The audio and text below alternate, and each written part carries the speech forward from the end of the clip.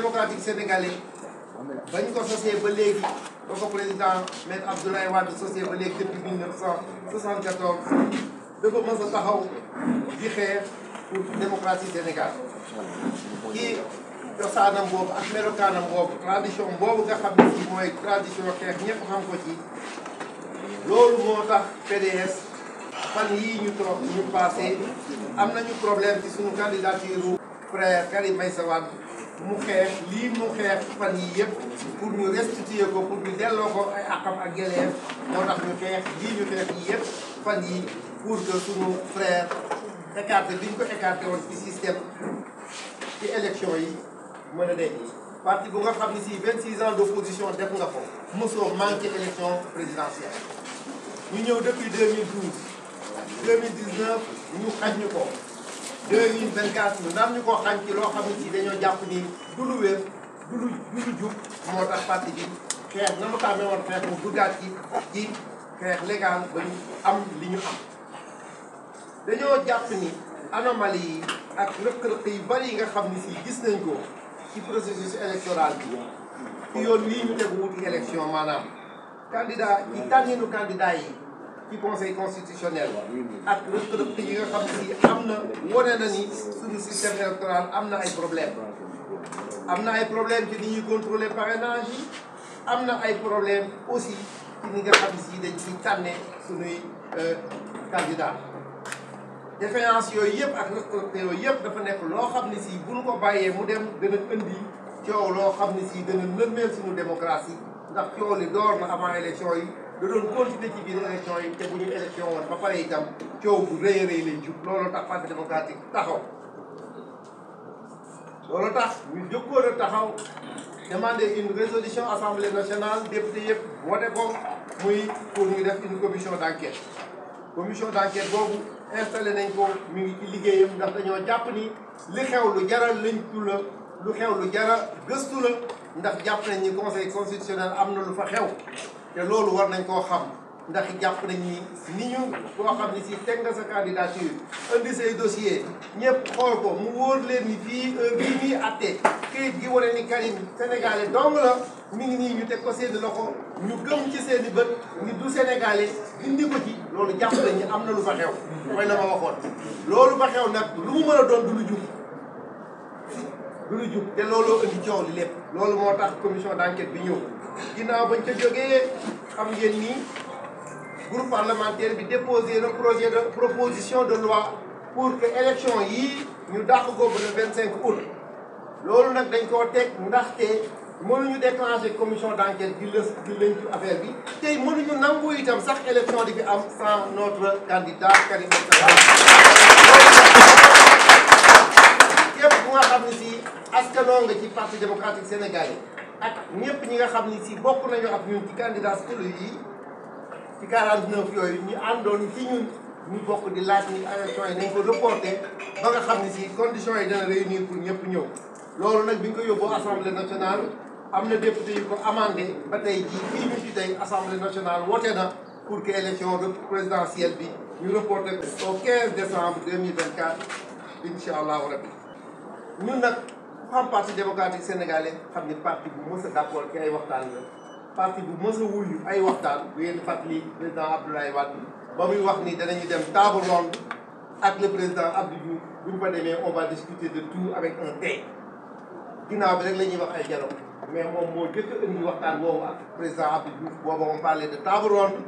mu ni foofa bu ñu fa demee on discutera danañ fa waxtaanee lépp avec un grand thé kon ñun tàmm nañu dialogue tàmm nañ ko woote loolu moo daan nañ ko wuy yi ci opposition avant ñuy dem pouvoir fi ñuy demee pouvoir itam président jógul woon di woote ay dialogue yi fi mujj aussi dem nañ ci ba mu jur li mu jur tey kon boog ñu ngi woo askanu politique du Sénégal yëpp acteurs politiques yi ñuy def politique yëpp ak société civile bi nga xam ne si itam kenn mënta def dara bàyyi leen société civile bi aussi nañu war dajaloo waaj ndax ñoom itam processus bi yëpp ak mbir mi toujours ñu ngi ciy dégg ñuy àddu kon kenn warta mën a def dialogue te doo leen dugal ci digg ba su ko defee ëllëgee gi si biir ñoom ñu nekk suñu diggante ñoom ñoo war a nekk ci diggante politique yi li ñuy waxtaanee ñu di ko seede di ko orienté di tegu ci ba nga xam ne si ëllëg ak si biir danañu mën a tegu fi ñu war a tegu. ñu ngi invité donc politique yi ak société civile ñu toog waxtaan boo xam ni si war naa jur déggoo ci ay réformes yoo xam ne ay coppite yi ñu war a def ci code électoral bi ak ci yoon bi ñu war a awee pour dem élection ndaxte nag dafa jot ñu organiser ci Sénégal élection yoo xam ne si dañ koy def ak attekat boo xam ne si du far fenn mu nekk ci koo xam ne si kenn du am jiixi jaaxa ci moom kenn du am lenn looy xalaat ci moom koo xam ne dina mën a atte suñuy élection ba nga xam ne si dinañu mën a am élection yoo xam ni dañ koy def ci yoon wu leer te kenn du am loo ji lënd. looloo tax ñun fii ñu toll ci démocratie sénégalaise ñu parti démocratique sénégalais na mu daan def itam mu indi proposition wax ne léegi dafa bëgg ñu teg léegi Sénégal li ñuy wax une cour constitutionnelle à la place du conseil constitutionnel. ñaan yàlla mu nekk cour boo xam ni dafay nekk une cour indépendante boo xam ni dana mën a superviser opération électorale yi ak intégrité et efficacité. cour boobu nag dana mën a garantir ñu mën a am élection ak wot boo xam ni si dana nekk wot boo xam ni daal kenn du ci am jëfi jaaxal te dana mën a indi li nga xam ne si moom la peuple bi def.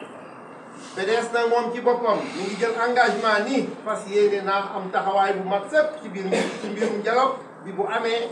indi fa ay proposition taxaw fa pour que mbir mi tegu ci yoon pour que mbir mi buñ ko toppee bu ma indi coppite bu wér ci suñu système électoral comme ni nga xam ni si suñu taxawaay mate woon na ko depuis 91 bi ñuy liggéey ci affaire fo danañu taxaw daal pour que Sénégal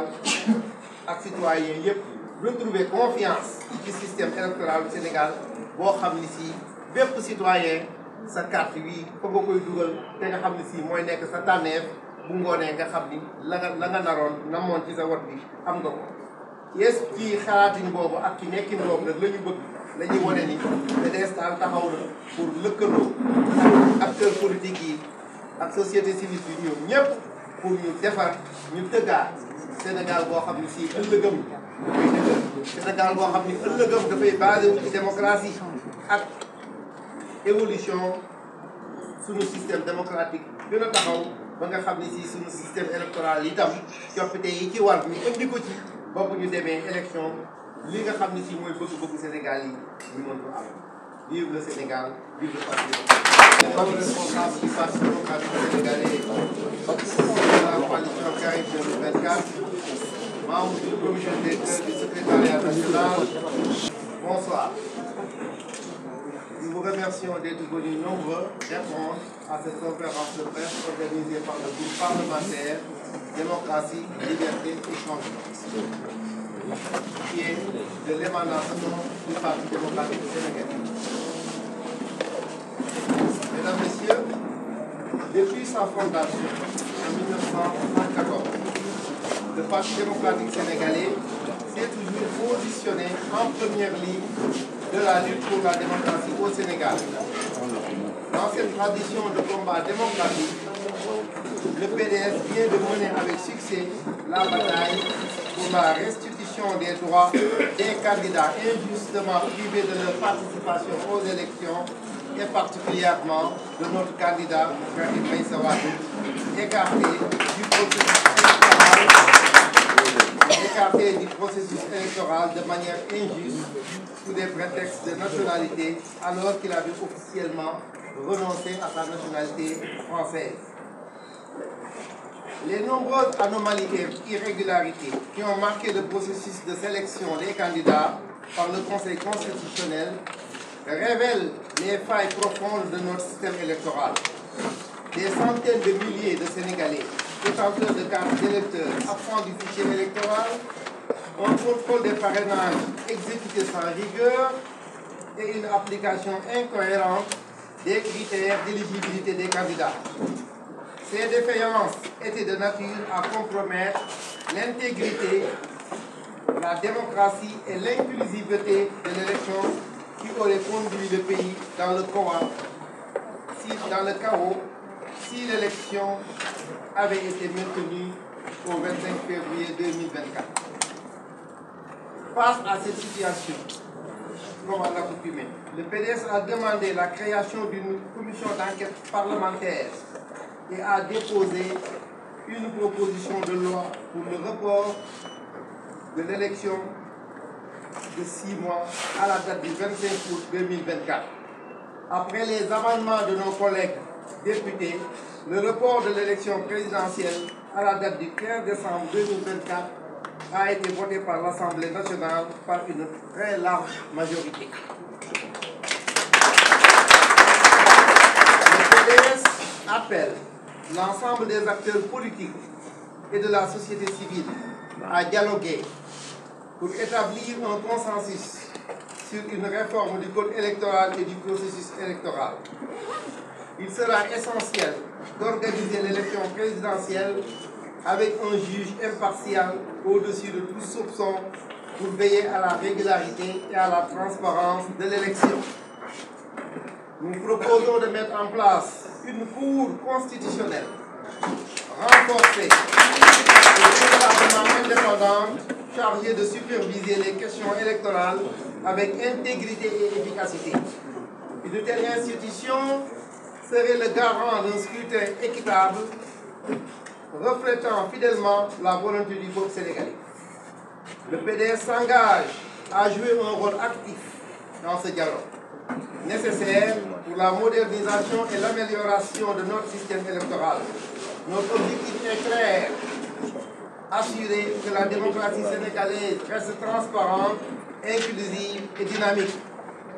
Nous œuvrons pour un Sénégal où chaque citoyen retrouve confiance dans le processus électoral et où chaque voix compte. Dans cet esprit, le Parti démocratique sénégalais se tient prêt à collaborer avec tous les acteurs politiques déterminés à forger un avenir démocratique robuste pour le Sénégal. Ensemble,